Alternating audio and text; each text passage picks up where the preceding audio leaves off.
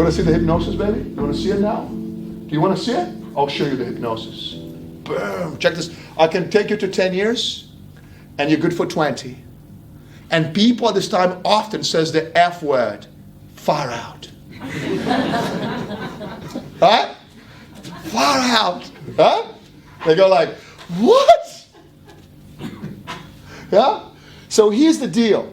What will normal human beings inside of the hypnosis, inside of the indoctrination, if they're going through life like this, what will they do after they live in their own house, the first house they bought, 5 to 10 years? What will they do? Renovation. What else?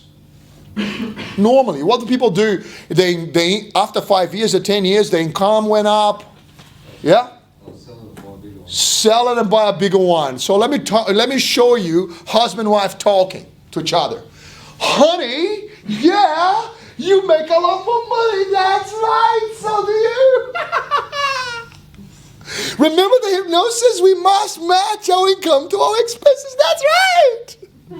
So let's sell this house, and buy a bigger one. The theatrical is for you. I know the material. The theatrical is for you. I'm trying to grow as a memory hook for you.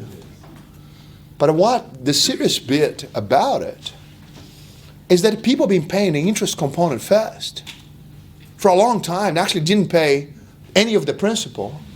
And then the moment in which they make a little bit more money, what they do is they sell the house and buy a bigger one. And in the bigger loan, and the next loan, when do they start? What year are they starting? Year 0. So you actually so help you God that in the last 5 to 10 years, the house went up in value a little. And I'm going to tell you this. I have been to many, many meetings. Accountants, financial planners, solicitors, politicians. And they say the weirdest thing to me, I'm just going to raise it now. They say the weirdest thing to me. The thing is, I see things. They say, well, you should own your own house. Why? Because when you sell it, you won't pay any capital gains tax. You hear this? Because when you sell it, you won't pay any capital gains tax. You've got to have your own home. Because when you sell it, listen to the command. Because when you sell, you will sell it. Why? Because you're not going to make it.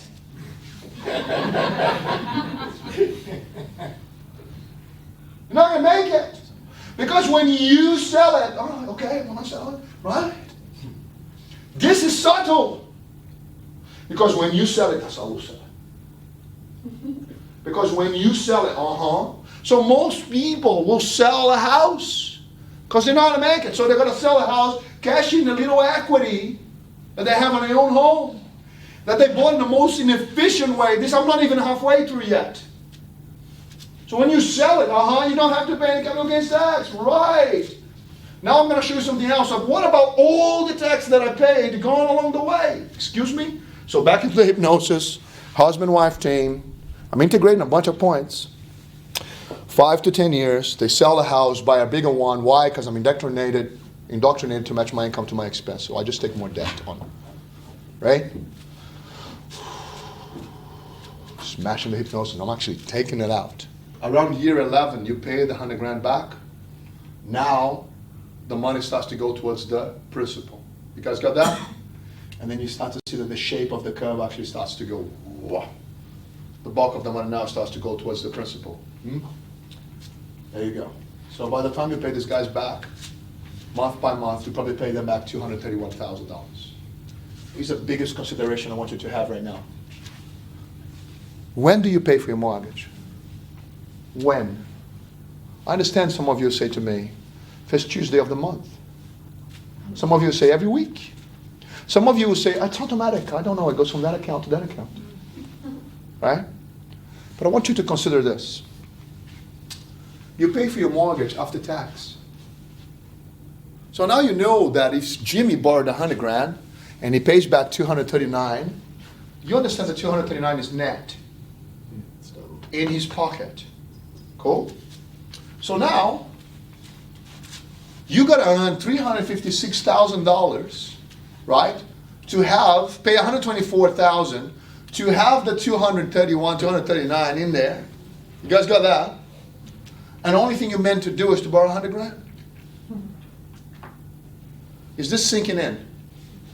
So when you have a mortgage inside of the hypnosis or personal debt, let's get very clear. You go to work genuinely, got educated, went to work, and you own $1. Immediately, somewhere between 20 cents and 30 cents of that dollar goes to the government. So you're left with 80 cents. So far, so good? Now that you have 80 cents, you put, let's call it, you put the 80 cents inside of that mortgage. Be very clear. 71 cents of that 80 cents is going into the interest component.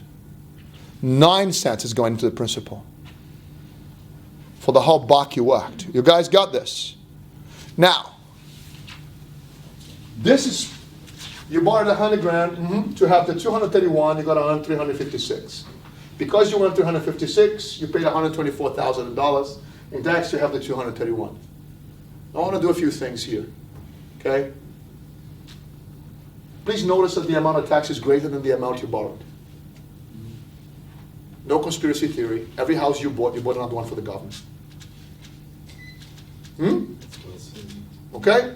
I can go deeper here now. I can go darker. I can go really dark. As a matter of fact, I will, just because what's coming, the fifth case study. Let's go. Here's the governments of Western worlds going to young people. Come. Come. Oh, your fist on a grunt. Come. We'll give you 10 grand. Yeah. And we'll go, yay. Because you see, it's under hypnosis. I got to buy my house. And they're going to give you 10 grand. It's only a one-off. Wow, thank you. The theatrical is for you. I know the material. Here's 10 grand, 17 grand, whatever, and you take it, right? When do you pay for your mortgage? After tax, after compounding against you. And the moment you make a bit more income, you sell the asset base and you buy a bigger one with a lot more debt in it. Thank you for playing. So when do you pay for your house? After tax, after compounding. You got to get clear on this. Because I'm going to show you nice stream in a moment. It's going to blow your mind. So I want you to know the indoctrination is deep. Come by your house. Here's your face on the ground. So you go, yes, you take it. Woo! How many of you have got a mortgage? Can I see, please, see your show of hands? Got it. I want to invite you to the darkest moment of the day. And I promise from now on it's going to get better. This so far, the reason why I put the theatrical on entertaining, because I'm actually delivering a lot of bad news. Do you understand? Good news because you start to see it. And this is the that I promised you this morning, right? So I want to invite you to do a sum with me, right? So if your mortgage is $300,000, would you come with me and multiply all these numbers times 3?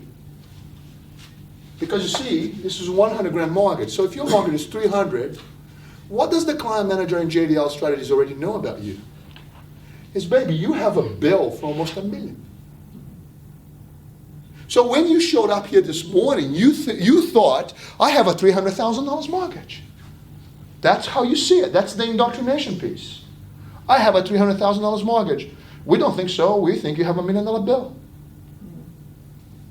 So you're going to have to work your butt off to make all this money, pay tax on it, and when you put the money in there and you think you're paying it down, you actually pay the interest component for years.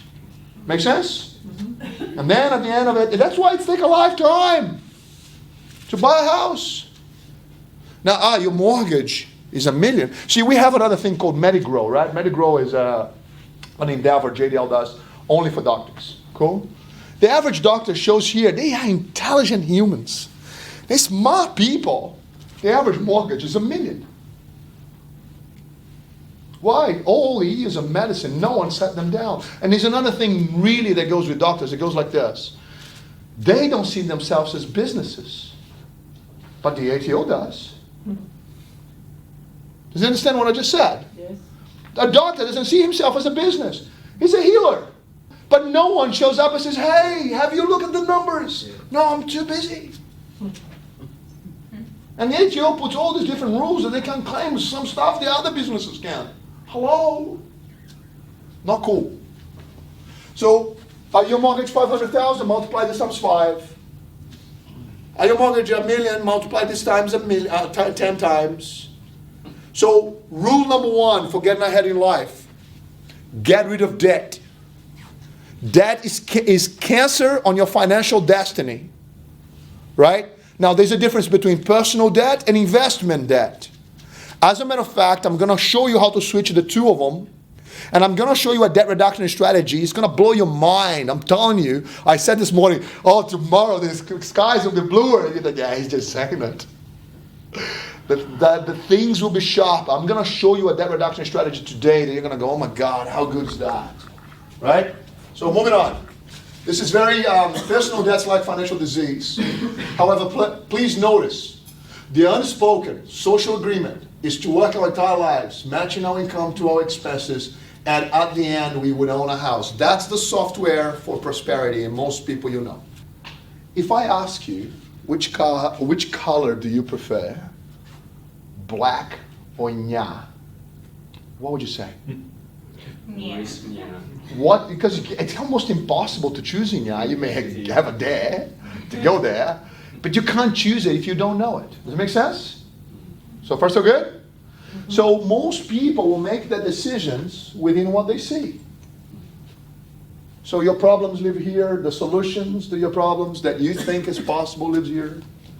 But if the solution you're looking for is actually over here, right? And you can't see it, you cannot choose it. Make sense? Mm-hmm. So today is all about this. I'm taking this line out and put that possibility in there, and then you can choose it. By the way, you can not choose it, but you know it. Does it make sense? Yeah. But you know that, I choose not to. Okay. But the solution is presented. Do it make sense?